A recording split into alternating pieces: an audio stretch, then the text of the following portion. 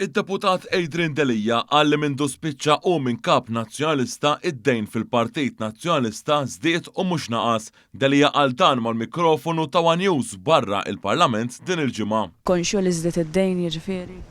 Mindu spiċċajt kap inti.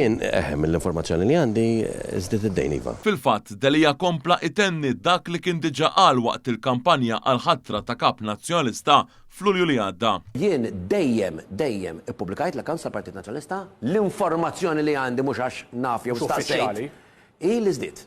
Tali dikjarazzjonijiet minn dak li spiċċa maħax it-tmum tal-Partit Nazzjonalista għal 44 vot biss tmur għal kollox il-kontra dak li qed isostni il-kap nazzjonalista Elix Borġ. Nhar it-tnejn Borġ iddikjara li d-dejn nazzjonalista u ta' 11 miljun euro.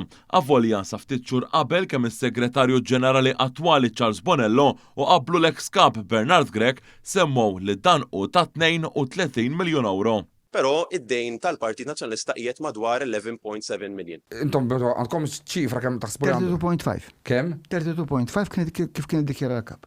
Għandna 32 miljun euro dejn. Dik hija r-realtà illi għandna qudiemna. Bekk b'dak li qal Delija issa telgħu għal tlieta il-persuni meħdan l-istess Partit Nazzjonalista li timorru kontra il-kap nazzjonalista e kif qed ikompli joħroġ ċar li dan qed jaħbi d-diskrepanza mill-inqas madwar 20 miljun euro jekk ma jittieħdux ukoll in konsiderazzjoni ċifri oħrajn tad-dejn li semmew fl-aħħar snin, inkluż dik ta' iżjed minn 40 miljun euro. Dan kollu ikompli jitfaf dubju mill-aktar serji l-pubblikazzjoni bil-ġri tal-kontijiet finanzjarji tal-Partit Nazzjonalista din il-ġimgħa wara 5 snin tinkiser il-liġi tal-finanzjament tal-partiti.